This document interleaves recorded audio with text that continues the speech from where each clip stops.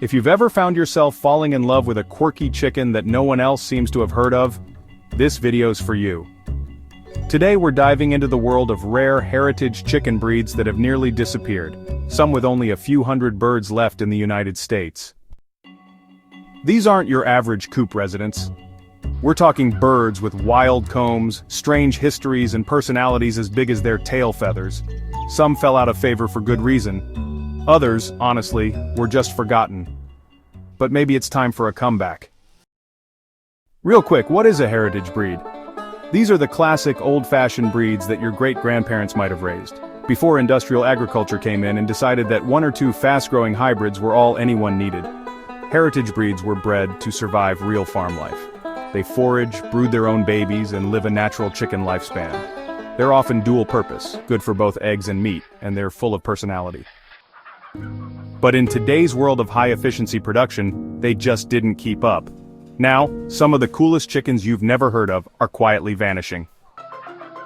Luckily, backyard chicken keepers like you and me, we can help save them. All it takes is giving one of these underdogs a spot in your flock. Let's meet some of the rarest breeds out there, and decide if they truly earned their spot on the endangered list, or if they just need the right person to bring them back.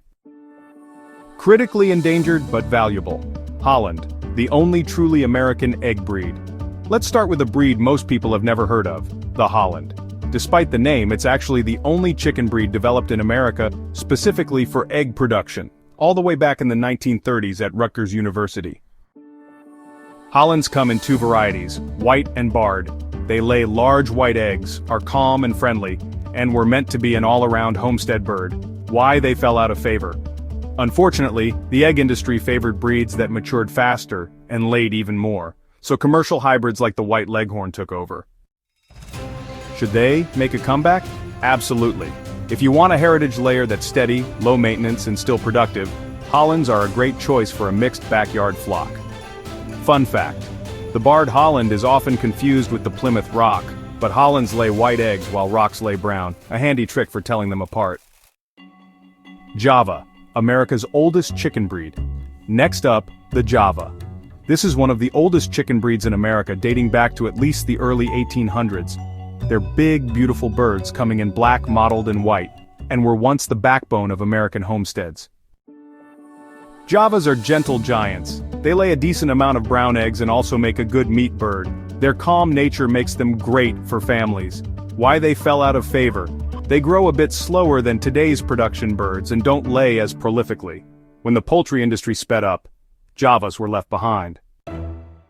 Should they make a comeback? Definitely. They're excellent foragers, hardy in bad weather, and great for low-input homesteads or pasture-based systems. Fun fact: the Java is the ancestor of both the Jersey Giant and the Plymouth Rock, two breeds that went on to become famous while the Java was nearly forgotten. Kubalaya, the tropical beauty with a pirate past. Now let's shake things up with something exotic, the Kubalaya. This breed hails from Cuba, where it was developed from Asian game birds brought over by Spanish sailors. Kubalayas are striking. Long flowing tails, pea combs, and a confident upright posture. They come in several colors, but the most iconic is the black-breasted red. They're slow to mature but have a calm, curious temperament. They don't mind being handled and they're not overly flighty. Why they fell out of favor? In cooler climates they struggle a bit. They were never bred for high productivity, so they got pushed aside by faster layers and meat birds. Should they make a comeback? If you live in a warm climate and want a bird that looks like a jungle chicken but acts like a lap pet, Kubalayas are a conversation piece with personality. Fun fact: Kubalayas were so respected in Cuba that they were declared the national poultry breed, a rare honor in the bird world. La Flèche, the devil-horned French gourmet. Straight from the fine dining scene of France comes the La Flèche, pronounced La Flèche, a sleek black bird with a very unique look. Their most famous feature? A V-shaped comb that looks like little devil horns. La Flèches were once prized in French cuisine, known for their white, tender meat, their glossy black with tight feathers and a very upright, proud stance. Why they fell out of favor? They're slow to mature, taking up to 9 months to reach full size, and aren't great layers. With industrial farming demanding speed, they just couldn't keep up. Should they make a comeback? If you're in it for flavor, beauty, or the heritage alone, La Flèche is worth it. They're hardy, curious birds, and that wild comb makes them unforgettable in any flock. Fun fact, their name means the arrow in French after the town they come from, but many people call them devil birds because of their spooky horns. Malay, the medieval warrior of chickens. If you've never seen a Malay chicken in person, prepare to be stunned. These birds are absolute giants, often standing over 30 inches tall. With long legs, upright posture, and fierce eyes, they look more like dinosaurs than barnyard birds. Originally from Southeast Asia, Malays were used in ancient times as fighting birds, but modern ones are far more mellow than they look. Why they fell out of favor?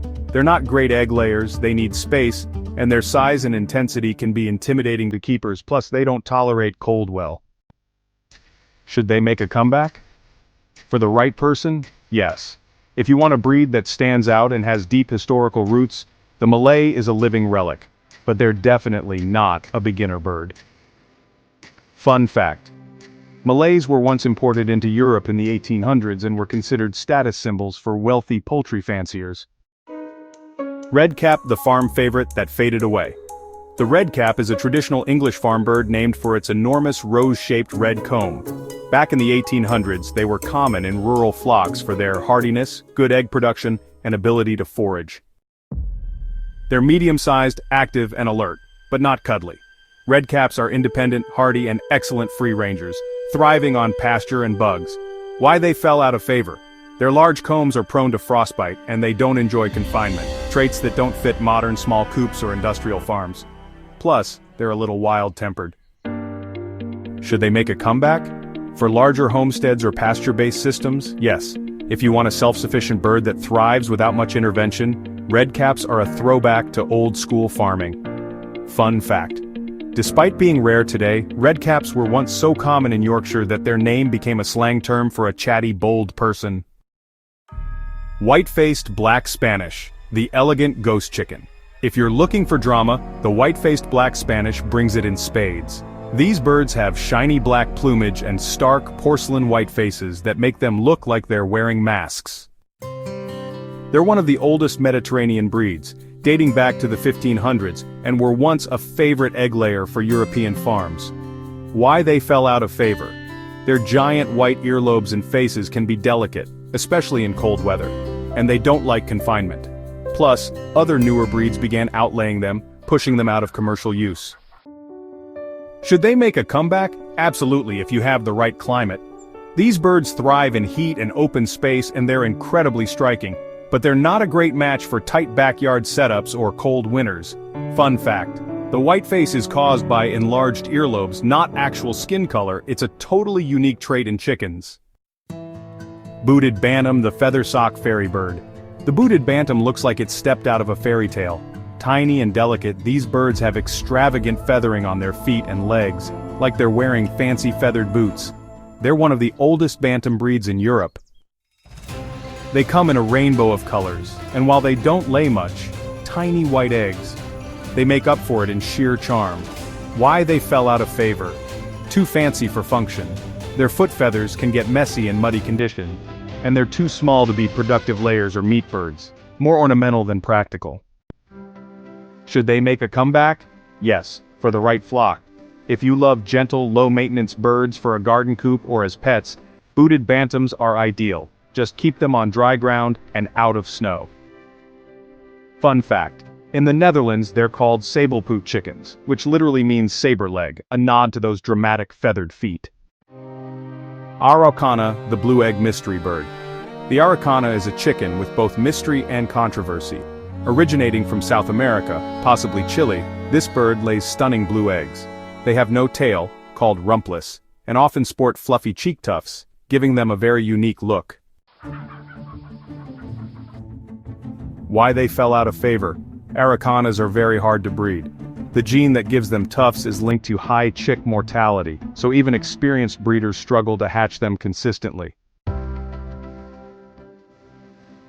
Should they make a comeback? If you're up for a challenge, yes. They're active, curious, and their blue eggs are a showstopper. But backyard keepers looking for reliability may want to go with an Easter egger or Araucana instead. Fun fact, Araucanas are the original blue egg layers, and their genetics have been used to create all the modern colorful egg breeds we know today. Asil the gladiator chicken. The asil, or asil, is one of the oldest chicken breeds in the world, originating from India and Pakistan. These birds were bred for cockfighting, not for meat or eggs, and it shows.